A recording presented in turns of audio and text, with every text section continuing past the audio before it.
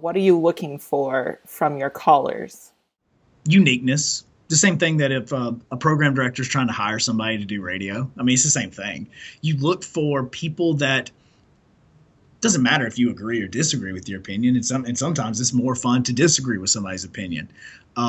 We had a caller the other night that called in that wanted to argue about first year head coaches and Kirby Smart's not going to be the next great first year head coach. And he's like, well, how many first year head coaches have had success? Well, we didn't have to even give him an answer because as he was asking the question, we had 6 people on hold that wanted to sit there and tell him all the different answers that was first year head coaches on it. So the way that we look at a caller is there's some callers that call in daily. You know, the guys that you're always going to get regardless of what the topic it is. If there'll be the guy driving down the road, that'll be hey, what are the guys talking about today? I just want to call in and talk to them. And then there's going to be other callers that they have been inspired based on something you've said, a question that you've asked. And see, that's the thing about our show is it's not so much about the take that gets somebody fired up. It's more of about the question that we ask to get the listener's mind thinking.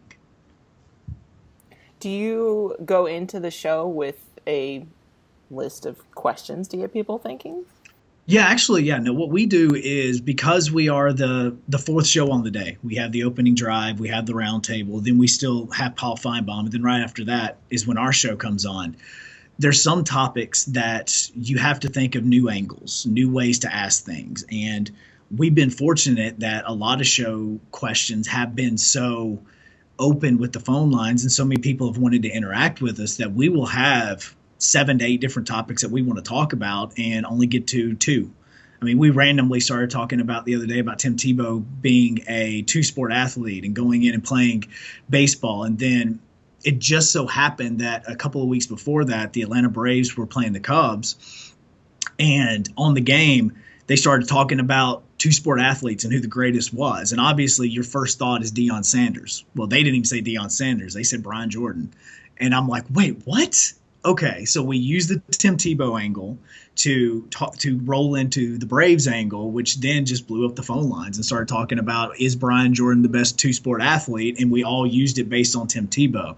Basically, the way that we go at it is yet everybody's looking left, so you kind of have to ask them a question that makes them go right. And then that's when you start getting them thinking that way, because if they hear something they've already heard throughout the entire day, they'll zone out quickly. So you have to come out with a different angle that totally just kind of throws them off. And when you throw them off, that's when you start getting the new thoughts in their head, and that's when you get them to call in.